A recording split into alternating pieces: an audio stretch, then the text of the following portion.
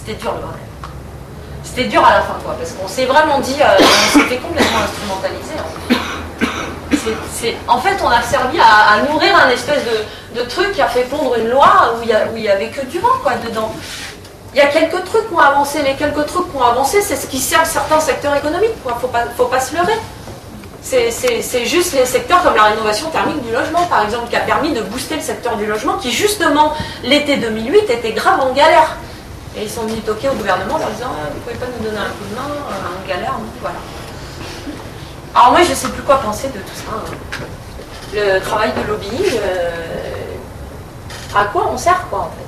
À quoi ça sert vraiment d'aller voir un décideur en lui disant « Voilà, monsieur, je viens avec une expertise, on a beaucoup travaillé, on vous propose ça à mettre en place, et puis lui qui dit oui, comme ça, et puis rien du tout, en fait. »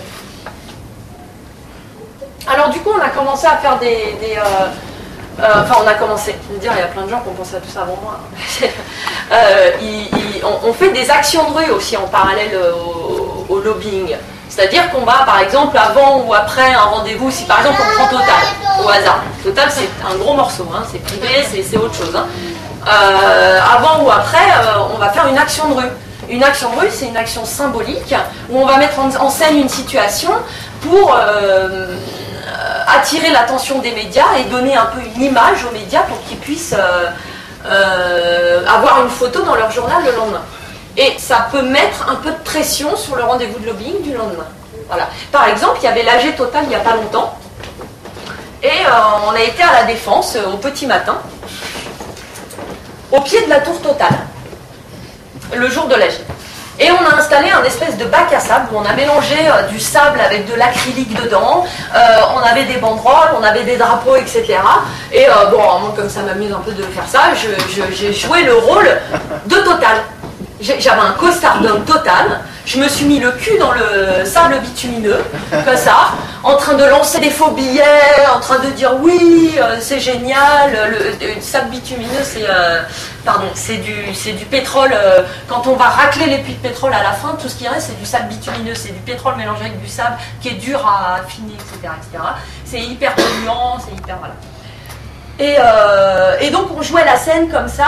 Alors bon, en face de nous il y avait 3 caméras. Bon, il y en avait une, on l'avait payé pour avoir un film de l'action. Il y en avait une autre, c'était une asso amie qui venait filmer. Et puis une autre, je crois que c'était un touriste. Je sais pas. Il y avait un mec du monde diplomatique qui était là, qui était très intéressé par le... Non, c'est bien, le monde diplomatique, c'est vachement bien. Je suis content. Et là, donc on était là en train de crier des conneries, ouais, non, au pétrole, je sais pas quoi. Et non, pas non, au pétrole. Et là, je vois en fait donc 2-3 personnes de notre association et un mec en costard qui sort de la tour de Total. Je demandais, c'est qui le gars là-bas? Et on me dit, c'est le relation publique de Total. Le relation publique, ce qu'on appelle relation publique, c'est le monsieur qui va calmer les ONG en fait. C'est quand on appelle Total et qu'on dit oui bonjour, je vous donne un rendez-vous avec Total. Bon, je caricature évidemment, on ne dit pas je vous donne un rendez-vous avec Total. Mais on nous dit oui très bien, je vous mets en relation avec monsieur relation publique. Monsieur relation publique, c'est le monsieur qui va rencontrer les ONG pour dire tout à fait, je suis tout à fait d'accord avec vous. D'ailleurs, la Fondation Total investit massivement dans la protection des crustacés en Pacifique. Voilà, c'est ça le monsieur relation publique. Et je le vois qui tape la discute avec les collègues.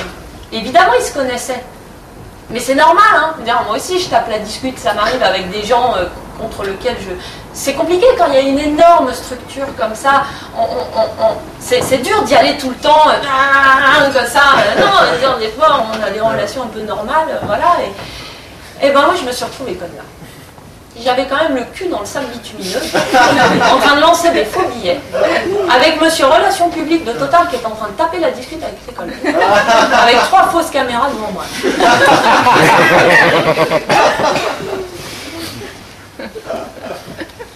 Alors du coup, pendant mes temps de loisirs, je me suis mis à faire de la désobéissance civile. J'ai fait un stage de désobéissance civile, ça existe, désobéir.net. Et en fait, voilà, c'est le but, c'est de faire des actions pas autorisées. Enfin non, c'est pas ça le but. Mais en gros, le but c'est de faire passer des messages, enfin ça c'est le moyen, ouais, c'est le moyen, je me trompais.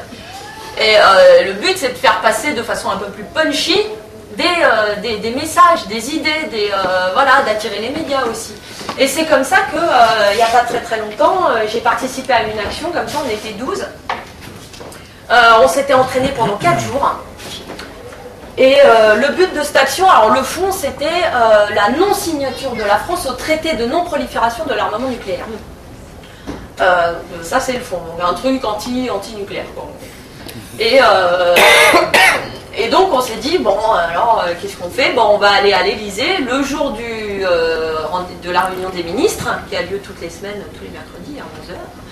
Et on va aller devant l'Élysée, en catimini, comme ça, et on va aller s'enchaîner à la porte de l'Élysée. À 12, on va bloquer l'entrée de tous les ministres.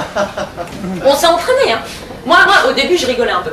Après, j'y ai cru, hein, parce que franchement, on s'est entraîné. On avait les chaînes cachées sous le pantalon, les mains comme ça, on était par faux couple, où on était déjà enchaînés 2 par 2, et puis on faisait semblant de faire les boutiques. Alors, vu notre dégaine, on regardait les robes à 6 000 €, c'était marrant. Et puis, on arrive comme ça, puis on avait un petit code pour et puis arrivé près de l'Élysée, ça, et clac, clac, clac. Alors, moi, en 2-2, j'étais déchaînée de mon collègue, enfin, de mon faux petit copain, et par terre en train de faire l'anguille, parce qu'on apprend à faire le poids mort pour pas être chopé. Bref, il y a quand même, au bout d'un certain temps, où je réussis à me faire choper, il y en a 2 quand même qui ont réussi à s'enchaîner au truc, on a quand même eu Canal+, voilà, ça servait un peu, mais en même temps, ça a servi à quoi? Il n'y a rien eu à ce niveau-là de plus, quoi. Hein. Et moi, je me suis retrouvée par terre, comme ça, plaquée au sol, les mains menottées, un espèce de gros godillot de flics, de CRS, c'était des CRS, plaqué sur le dos comme ça, la joue contre le bitume là, c'était ma première action, hein. C'était mon premier rapport aux forces de l'ordre, pour pas demander mon chemin quoi, enfin bref. Ok d'accord, et j'entendais tous les autres copains là qui étaient là, non, oh nucléaire, non, oh nucléaire, avec des grosses voix fortes, eux aussi ils étaient collés comme ça. Moi je pouvais pas chanter là, j'avais les boules en fait, j'avais les crabes, les boules quoi. Je me disais mais qu'est-ce que je fous là quoi? Mais qu'est-ce que je fous quoi? Mais qu'est-ce qu'il faut faire en fait? Et moi j'arrive plus à savoir si c'est ça qu'il faut faire ou est-ce qu'il vaut mieux rentrer par la grande porte à l'Élysée en costard avec son expertise sous le bras pour aller convaincre, ou est-ce qu'il vaut mieux tenter de s'enchaîner devant la porte de l'Élysée pour essayer de faire changer les choses quoi? Je sais pas du tout. Et vraiment je suis à un moment où j'aimerais bien avoir un peu de réponse et je sais plus. Si vous voulez m'aider un peu, je peux.